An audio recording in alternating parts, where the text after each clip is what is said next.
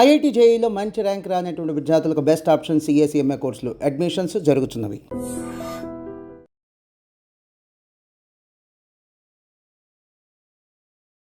అందరూ కలిసి రావాలి అనుకున్నప్పుడు పార్టీలు ఏం చేస్తున్నాయి, బీఆర్ఎస్ పార్టీ చిత్తశుద్ధి ఏంటి బీసీకి సంబంధించి అనుకున్నప్పుడు అక్కడ అందరూ కలిసి కూర్చొని మాట్లాడుకోవడం, కుల సంఘాల పెద్దల్ని పిలవడం అనేది వెరీ ఫస్ట్ పర్సన్ కవిత పిలిచారు. తనకు కావాల్సినటువంటి డీటెయిల్స్ అన్ని కులగణనకి సంబంధించి ఇచ్చారు. మీరు అడుగుతున్నారు ఎవరేం చేశారు అనేది.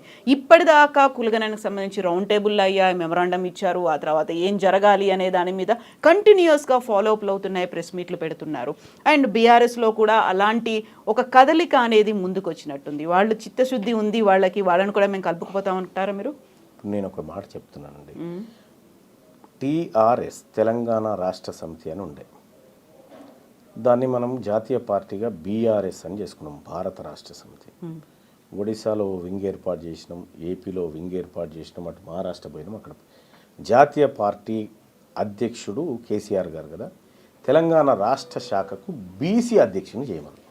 ఇప్పుడు బీసీ వాదం డెవలప్ అయింది, బీసీలంతా ఉద్యమంలోకి దిగుతూ ఉన్నారు, బీసీలు వాటా కావాలంటా ఉన్నారు కాబట్టి బీసీ అంటున్నామేమో. కానీ నిజంగా చిత్తశుద్ధి ఉంటే మీ జాతీయ పార్టీకి రాష్ట్ర అధ్యక్షుడిని బీసీని పెట్టండి. సో తీర్మాన్ మల్లన్న బోల్డని డిమాండ్స్ చేస్తున్నారు. డిమాండ్ అది. ఇప్పుడు పర్టికులర్గా మనం తీర్మాన్ మల్లన్నకి సంబంధించి మాట్లాడుకుంటే పర్సనల్గా ఏ పార్టీలో చేరుతున్నారు, నిజంగా పార్టీ పెడతారా, తీర్మాన్ మల్లన్న వెనకాల ఎవరున్నారు, ఎవరిని కలుపుకొని మీరు ముందుకెళ్తున్నారు, ఎంతమంది మేధావులు మీతో ఉన్నారు? ఇప్పుడు నా సస్పెన్షన్ తర్వాత మీడియా విపరీతంగా జనసేన పార్టీ అధ్యక్షుడు అవుతున్నాడు మల్లన్న అని, తెలుగుదేశం పార్టీ అధ్యక్షుడు అవుతున్నాడు మల్లన్న అని, సొంత పార్టీ పెడుతున్నాడు మల్లన్న అని, బీజేపీలో చేరుతున్నాడు మల్లన్న అని, మీ వెనకాల బీఆర్ఎస్ పార్టీ కూడా ఉంది, వాళ్ళు కూడా ఫోన్లు చేస్తున్నారు అనేది విషయం ఏంటంటే ఈ అన్ని వాళ్ళు అనుకున్నటువంటి అంశాలు. నేను మొన్న సోమాజిగూడ ప్రెస్ క్లబ్లో మీటింగ్ పెట్టిన పిదప చెప్పిన క్లియర్గా, నేను బీసీ ఉద్యమాన్ని నిర్మించేది ఉంది, బీసీల్లో మరింత చైతన్యవంతం చేసి వాళ్ళని కథన రంగంలోకి తీసుకొచ్చేటువంటి పని ఉంది. నేను ఏ పార్టీలో చేరడానికి ఈ కార్యక్రమాలు చేయట్లేదు, ఏ పార్టీలో చేరనిప్పట్లు అని చెప్పిన. పార్టీ పెడుతున్నారా? పార్టీ ఇప్పుడు కాంగ్రెస్ పార్టీ బీసీ ముఖ్యమంత్రిని చేస్తాను ముందుకొచ్చి, బీఆర్ఎస్ పార్టీ బీసీ ముఖ్యమంత్రి అని ముందుకొచ్చి, బీజేపీ పార్టీ బీసీ ముఖ్యమంత్రి అని ముందుకొచ్చి ఇక మేమే చేస్తున్నాం కదా అనేటువంటి మాట చెప్తే ఆలోచిస్తాం. లేదు మేము ఈ పార్టీలు ఉన్నది మమ్మల్ని సీఎం చేసుకోవడానికి, బీసీలారా మీ పార్టీ మీరు పెట్టుకోరని చెప్పి వీళ్ళు ఒక అనివార్యత క్రియేట్ చేస్తే అప్పుడు ఆలోచిస్తాం. సో ఇంత పెద్ద ఎత్తున ఉద్యమం 3 ఏళ్ల పాటు జరగాల్సినటువంటి పోరాటం అంతా చేయడానికి ఆర్థిక బలం, అంగబలం అనేది ఉండాలి. తీన్మార్ మల్లన్నకు ఉందా అదంతా? మీరు చేసే పని నిజాయితీ నీతితో కూడుకున్నదైతే అన్నీ వస్తాయి. ఈ ప్రజల నుంచి మద్దతుతో పాటు అన్నీ వస్తాయి. మీ పోరాటంలో నిజం, ధర్మం ఉంటే సహకరించే ప్రజలు లక్షలాది మంది ఉంటారు. కేవలం ప్రజల సహకారం సరిపోతుందా? నాయకులు, పారిశ్రామికవేత్తలు ఎవరన్నారండి? వాళ్ళ కాడ ఏముందండి?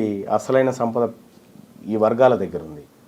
బీసీలు అంటే ఇవాళ కనీసం 5,000 రూపాయలు ప్రతి నెల ఒక వ్యక్తి ఖర్చు పెట్టగలిగిన శక్తి ఉన్నటువంటి వాళ్ళు. 2 కోట్ల మంది బీసీలు ఒక నెలలో 5,500 రూపాయలు ఖర్చు చేస్తే 10,000 కోట్ల రూపాయలు ఎకానమీకి జమ చేసేటువంటి శక్తి బీసీల దగ్గర ఉంది. ఒక ఏడాదికి 1,20,000 కోట్ల రూపాయలు ఎకానమీకి జమ చేసే శక్తి వీళ్ళ దగ్గర ఉంది. అంతకుమించిన శక్తి ఏముంది? ఇంకా అది కాకుండా ఇంకా వీళ్ళ దగ్గర ఏముంది? కాకపోతే మల్లన్న గారు, ఇప్పుడు మీరు చేసినటువంటి అబ్జర్వేషన్ కావచ్చు, ఇన్నేళ్ల పాటు కనిపించినటువంటి ఎక్స్పీరియన్స్ కావచ్చు, ఇవన్నీ చూసిన తర్వాత ప్రజలు మేము నాయకులు అవ్వాలని కోరుకుంటున్నారా? అప్పటిదాకా ఉన్నటువంటి పారిశ్రామికవేత్తలో, అధికారంలో ఉన్న మంత్రులో, లేకపోతే అధికారులో వాళ్ళంతట వాళ్ళే మేము నాయకులుగా ఎమర్జ్ అవ్వాలని కోరుకుంటున్నారా? మీ అబ్జర్వేషన్ ఏంటి? ఈ కదలిక అనేది సామాన్య ప్రజల్లో కూడా కనిపించిందా? ఎస్, కనిపించిందండి. బీసీలో బహుశా నా ఫోన్లో ఉన్నది, ఒక ఆర్టీసీ బస్ ఎక్కిండ్రు ఒక ఆయన. ఆర్టీసీ బస్ ఎక్కి మిగతా ప్రజల్ని వీడియో తీసి అడుగుతున్నాడు, అమ్మా మీకు తీన్మార్ మల్లన్న తెలుసా అంటే, తెలుసు, మన బీసీల కోసం కొట్లాడుతుండగా బిడ్డ అని ఒక ఆమె చెప్తా ఉంది. కొట్లాడాలా వద్దా అని అంటే ఆమె చెప్తా ఉంది, మనకి ఇంత అన్యాయం అయిందని నాకు కూడా తెలియదు బిడ్డ, ఆయన చెప్పినాకనే అర్థమైంది, కొట్లాడాలని చెప్తా ఉంది. ఆయన ఎవరో నాకు తెలియదు.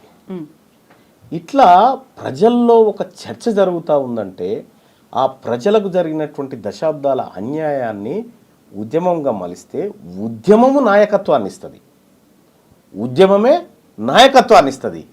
వాళ్ళు లీడర్లుగా ఎమర్జ్ అవుతారు. మనం లీడర్ కావాలని అనుకుంటే కాదు, ఆ ఉద్యమం ఇస్తుంది. సో ఇప్పటిదాకా ఎంతమంది అలా ముందుకొచ్చారు? చాలామంది ఎమ్మెల్యే స్థాయిలో పోటీకి పడే సత్తా ఉన్నటువంటి వాళ్ళు 500 మంది ఉన్నారు. అంతమంది ఉన్నారు. ఆ స్థాయిలో ఉన్నది వాళ్ళ బీసీ నాయకత్వం బలంగా. ఇప్పుడు గత ఎన్నికల్లో చూసినా అంతకుముందు చూసినప్పటికీ ఇప్పటిదాకా ఎవరి దగ్గర అయితే డబ్బు ఉందో వాళ్ళు డబ్బు పెట్టి టికెట్ తెచ్చుకుందాము అనేటువంటి ఆలోచనలో మోసపోయిన వాళ్ళు ఉన్నారు. కోట్లు అలా దండుకున్నటువంటి లీడర్లు ఉన్నారు. వాళ్ళకేదో టికెట్ ఇప్పిస్తాము అని ఒక అభయం ఇచ్చి తర్వాత భంగపాటు ఇవన్నీ అయ్యాయి కదా. అలాంటివి లేకుండా తీన్మార్ మల్లన్న చెప్తున్నట్టుగా ఒక ఉద్యమం వస్తుంది, అందరికీ ఇస్తారు, ఎలా నమ్మాలి మిమ్మల్ని? విషయం ఏంటంటే డబ్బుతోటి టికెట్లు గెలుపులు అనేటివి ఉండవు. మొన్న ఆయన పేరేంది, ఆల్ఫోర్స్ నరేందర్ రెడ్డి గారు కాడ డబ్బు లేకనే ఓడిపోయిందా? 200 కోట్లు ఖర్చు పెట్టాడనేది కూడా వినిపించింది. మేబీ పెట్టిండొచ్చు, ఎంత పెట్టిండనేది తెలియదు. డబ్బు అనేది ఒక పార్ట్ మాత్రమే ఎన్నికల్లో, అది గెలుపు కాదు. కేసీఆర్ గారు తెలంగాణ ఉద్యమం చేసిన తర్వాత 2014లో మొదటి ఎన్నికలు ఫేస్ చేస్తున్న టైంలో డబ్బు మీద జరిగే ఎలక్షన్ కాజ్ మీద జరిగింది. ఒక కాజు వచ్చినప్పుడు డబ్బు దాని ముంగట పనిచేయదు. మరి భవిష్యత్తులో డబ్బు రాజకీయాలు ఉంటాయి, వర్గ రాజకీయాలు ఉంటాయి. ఆ వర్గ రాజకీయాల ముందు ఈ పెత్తందారి వ్యవస్థ మోకరిల్లాల్సిన పరిస్థితి వస్తుంది. కాబట్టి భవిష్యత్తులో మీరు అనుకుంటున్నటువంటి డబ్బు రాజకీయాలు, ఇదే స్థాయిలో టికెట్లు కొనుక్కొచ్చుకోవడం, బీఫామ్లు, ఇంత సీనే ఉండదు. తీన్మార్ మల్లన్న వెనకాల ఎన్ని వందల కోట్లు పోగేసుకున్నారు? అంటే నేనేమంటున్నా, తీన్మార్ మల్లన్న వెనకాల ఎన్ని వందల కోట్లు పోగేసుకున్నారనే కంటే ఎవరెవరు నిజంగా ప్రస్తుతం ఉన్నటువంటి సమాజం దేనికి ప్రయారిటీ ఇస్తుంది? ఆర్థిక సంబంధాల చుట్టూ మాత్రమే తిరుగుతోంది. మళ్ళీ ఎన్నికలంగానే చాలా విరక్తి కలుగుతాను. మంచి అనిపిస్తుంది కదా, లేడీస్ కూడా ఛాలెంజింగ్ జాబ్స్ చేసినప్పుడు చాలా బాగుంటది. ట్రాఫిక్ అసిస్టెంట్స్ గా నియమించిన ట్రాన్స్జెండర్స్ అందరితో సాల్యూట్ చేయించుకుంటున్నారు. ఫుడ్ డెలివరీ ఇవ్వటానికి వెళ్ళినటువంటి డెలివరీ బాయ్ అనిల్ పై కళ్ళ ముందు